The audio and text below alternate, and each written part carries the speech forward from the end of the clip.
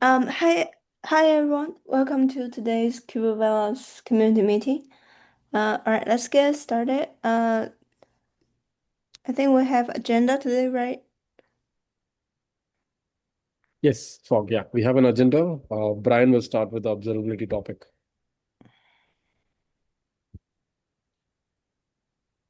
Hey guys, yeah, let me try and just get set up here quickly. I'm just coming from another call. Yeah, so my focus over the last few days has been trying to um, fix some kind of internal holes that we're finding in Kubevela that we think may be useful to the community at large. Um, so our issue is that as we're starting to, get more and more of our apps into Kubevela and productionize them, um, we don't have a huge amount of observability of the applications themselves, other than essentially using the Vela CLI. So we wanted to expose the data into our log aggregator and have live view of our applications and be able to monitor and react to them. So we have implemented some new Prometheus metrics for the application health status, the application workflow phases, and the application phase itself. So there are three new Prometheus metrics that are now available. And we also send structured logs with the application context, which can be picked up by log aggregators and parsed and made into some useful dashboards, etc. Any questions before we start to show some stuff off? Okay, cool. So, as well as actually exposing the data, our teams flagged that they felt the status message was kind of insufficient for, quickly identifying why a component wasn't healthy. Um, Friend, sorry, I only see the Zoom tab. Is oh, sorry, I'm sharing the wrong screen. 2 seconds. Uh, this screen. Yeah, it's good now. Yeah, Yes, thanks. cool. Sorry about that. Yeah, so our teams were kind of flagging that the message was kind of insufficient. You can kind of capture a string, but it's kind of limited in what you can do with that string. So we wanted to enhance the amount of kind of context data you could capture in the status of components and traits. Um, so if you've got multi-resource components and things like that, you can have independent statuses reflected for each of the various different resources or any other kind of useful triage information you want to capture. So the team proposed they wanted like more of a map structure, kind of akin to a normal Kubernetes status.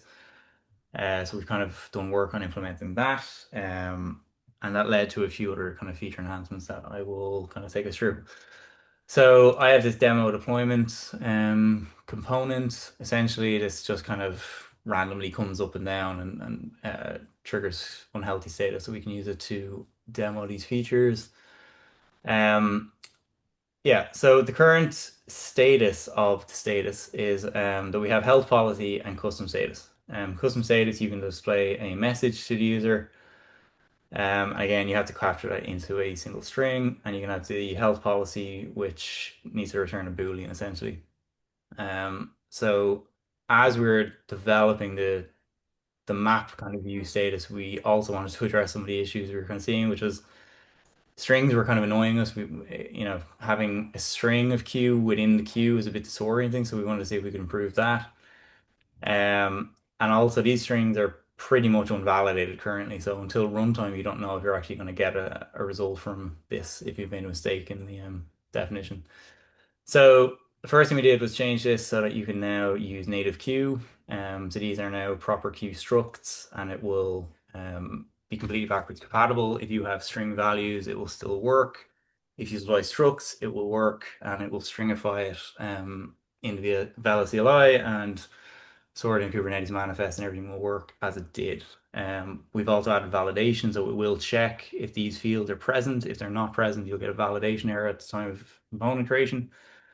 And it also tries its best to validate that the disjunction is going to return the correct type. So it will try and make sure is held as a Boolean, and it will try and make sure that message is a string. It's fully compatible with if statements and stuff like that. So you can write Q as normal. Essentially, your existing strings can be just converted into a normal struct. So that's the first improvement we made. Then we decided we would have this details column, and details can be a struct of anything essentially. And this will then show up in your status. So this kind of helps you to build up kind of local variables, which you can then expose. And local variables can be marked with $. These will not show up in the status report. Only values without the prefix will. And you can also use the @local annotation to ensure that these don't show up. Or if you use @private, it won't even show up in the context, which I'm about to show off in a second. So yeah, our example here is like a replica ready ratio. So you can kind of calculate that, and then this will show up in the Vela status when you query the app. And finally, then we were like, okay, well, there's quite a lot of repetition here because I'm kind of calculating the expected replicas, but then I need to repeat that into my is health, and I need to repeat it in my custom status, and it gets a little bit cumbersome. So we kind of said, hey, what if we could pull these details into our health policy and our custom status and make the logic a little bit simpler to deal with? So we implemented kind of context passing. So when details is calculated, you can then reference it in your health policy. So you can use context.status.details, and the value of this will be now passed, and you can kind of, significantly simplify your logic in the health policy.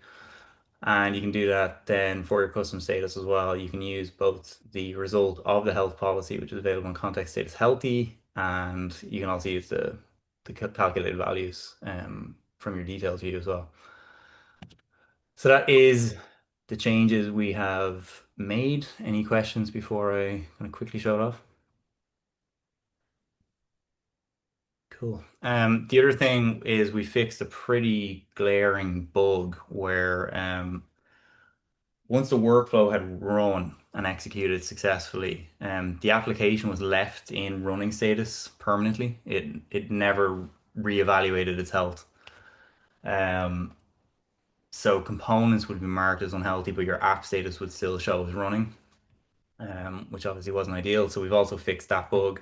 So on every reconcile now, we will redetermine the health status and we will update the application, and we added a new application phase for unhealthy. So you will see that in a second. So I'm just going to buy my 10 sample apps. These have varying degrees of reliability. We should see these kind of come up. So pretty immediately you can see this new unhealthy message string, and that is determining it from replica ready ratio, and it's all using native queue. It'll run a workflow, and they should eventually go healthy. I'm not sure if I'm allowed to show this off, but we do have a sample Kubevela dashboard, which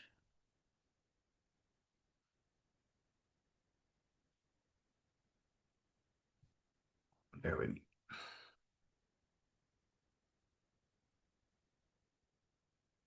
Okay, well, I sort this out. So you can see these now starting to go into running, the status is updating, and a few of these will start failing in a second, and you'll see the phase turn to unhealthy.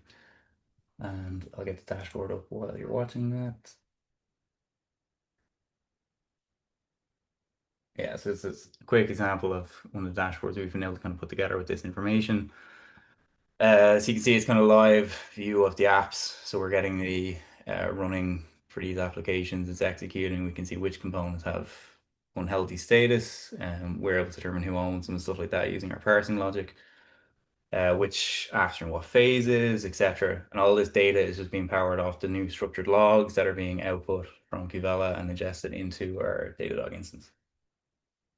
So you can see a lot of them have now gone unhealthy. So if I get rid of this and go back to our application, you can see phase has now gone unhealthy. Healthy is now updated to false. So that bug is corrected.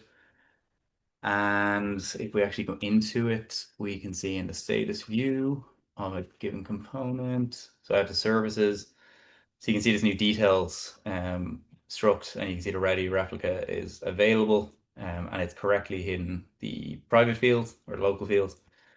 But you can have any number of available status details here. So anything that can help you triage or determine why your application is degraded can be captured here. And again, it can all be reused within the health and custom status. Any questions or feedback?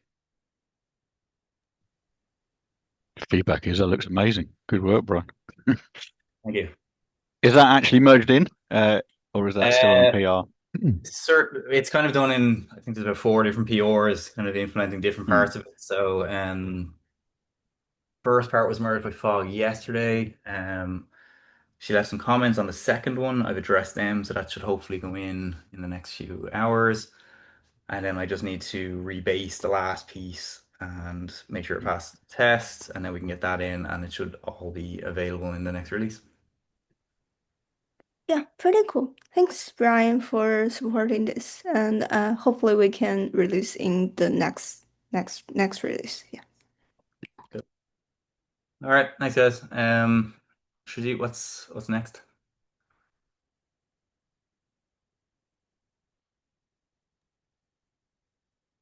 Um, do we have any other topic from the community today?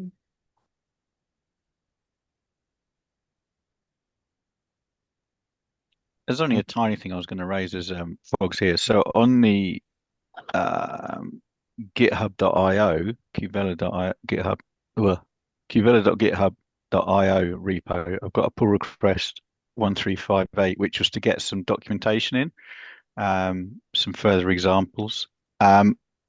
And Foggy asked me to do the make update version, but it seemed to fail with all kinds of strange messages. Now, it was back in May. I haven't tried again since, but I don't know if you had a chance to look at that. Oh, okay. Sorry, I felt like I probably just flow by all of the GitHub notifications. I'll It's take a fine. look. Yeah. It's when you run make update version, it says shell hack/hack/version.sh, which is actually a bash file, which then fails because it's running in shell. It's like, okay, I definitely didn't break that because I just added some docs, so I don't even know where to start with it. Yeah, okay, I'll take a look. If basically we just want to make sure like we have a version doc. Yes. So yeah, okay. Yeah, but it's 1358 on that repo. Okay. I'll check it. Thank you. Super. I can bring a topic up if nobody else wants to go. Okay, so once we kind of get the status stuff out of the way, we've also got the upgrade work complete, which I think is a big accomplishment from the community. So shout out to guys who have, got us up to the latest Go and Kubernetes version. I think it's a big thing. So with the focus kind of on stability, we've got the new status features. We will have our upgrades complete. So stability is kind of the primary topic, I guess, at the moment. And one of the things we're starting to see is that a lot of the workflow steps appear to not be working. So I know HTTP requests has been flagged by a few different issues, and we've got that fixed mostly. Uh, the add-on operation workflow step was broken, so that's been fixed. But I think there are more workflow steps that we're unaware may be broken. And there's some kind of incompatibility issues that we're seeing between Vela core and Vela workflow, and it depends on which way you've installed them. So if you install the Vela application, Vela core, and use the Vela workflow add-on, it's installing an older incompatible version of workflow that isn't compatible with some of the new QX definitions. Um, but if you install Vela Workflow standalone, you will get the older definitions which are compatible. So we need to kind of address those compatibility concerns, and I think we need to do a sweep of all the workflow steps and make sure that nothing has regressed over the last few releases. So that's going to be a big topic for us over the coming weeks and possibly months, given the sheer size of that effort. And we're going to be looking to support them with, enhanced test cases and stuff so that we're not breaking things over time as well. I think add-ons as well is another area where we could do with more test cases specific to the add-ons.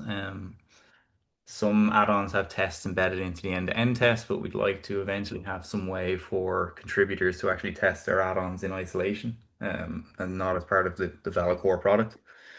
So there are some topics we will be looking at over the next while. Um, just flagging it in case anybody has any inputs to it.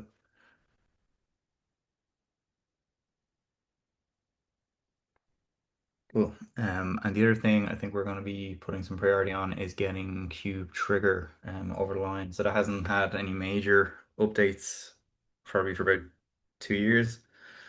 Uh, but it's an extremely cool and extremely useful product that we'd like to see fleshed out. So we would encourage active community contributions into that area. And we at Guidewire will be making significant investments into getting that complete and into a more kind of fully fleshed out release. So yeah, we welcome any assistance with that.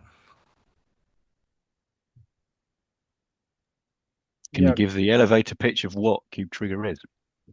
Yeah, I mean, Fog can probably speak to it more than I can. It's one of those things that it's in the repos, but I wasn't aware of it. But to me, it's kind of the missing piece of Kubevela. You've got workflows, standalone workflows, and you've got Vela Core. Um, but Cube Trigger is this kind of neat piece that ties everything together. So you can kind of like write resource watchers or cron jobs.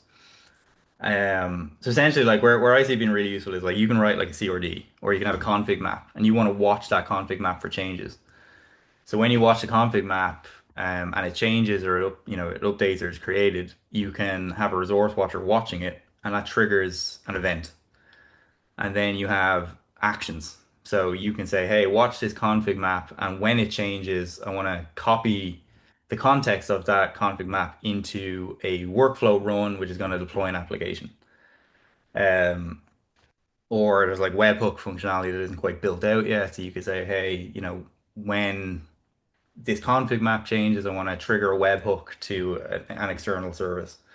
Or I want to have an external service able to webhook into KubeTrigger, and when it sees that, I want to write the contents of the webhook request to the config map and things like that. So it's pretty useful for kind of like dynamic event-driven development on Kubernetes.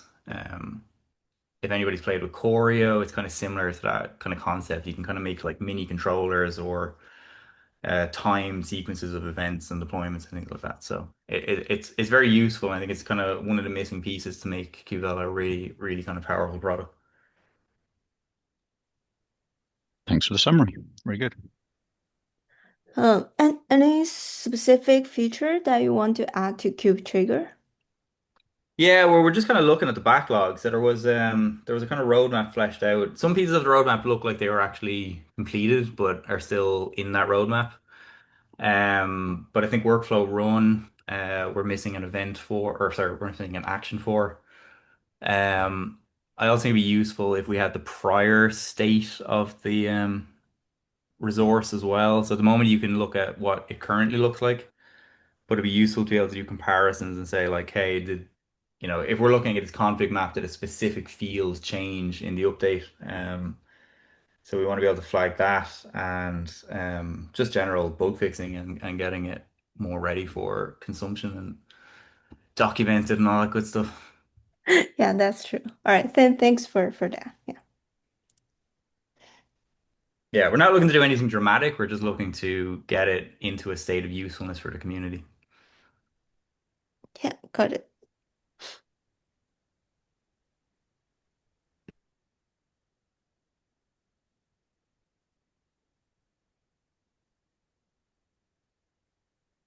yeah. So that's what we had in the agenda for today.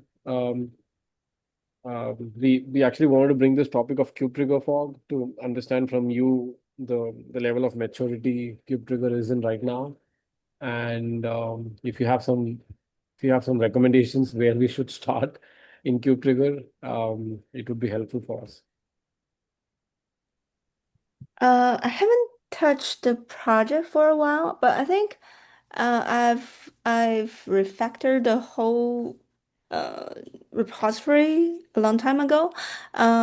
And I think right now we had some example, maybe inside some docs. I can maybe send you the link, and I think the example can still running. And I think it's already support native Q, but I'm not sure if it's supported for QX. Maybe, yeah, I might maybe need to check that. Right. Sure. Yeah, that would be helpful, Fog, if you can send across those. Yeah. Yeah. Um, Also, Fog, I think in one of the conversations in our Slack channel, you mentioned something about a design document for Kubevela. Um, so if you have anything like that, and if it's possible for you to share, then please do share it with us, because when we face certain issues, especially the team here at Guidewire, uh, it becomes very difficult for us to like understand certain piece of code and certain modules which are there in place, and it takes us some time. But if there is some guidance or some document available, like a design document, then it could help us do this faster. Yeah, sure. I think we had some like high level design documentation, but it's Mhm. not like the deep down to the code one. So Yeah, yeah. Whatever you have, feel free to share, for, and we are happy to enhance it as well, and then publish it back to the community. yeah, sure. Thanks. Awesome.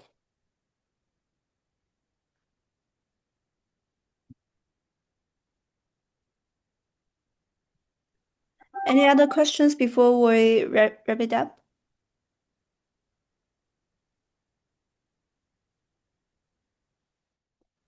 All right, cool. Thank you. Thanks, Brian, for this very cool demo, and thank you all for joining this community meeting. We'll see you guys next time. Bye. Thank you, Thanks, guys. everyone. Thank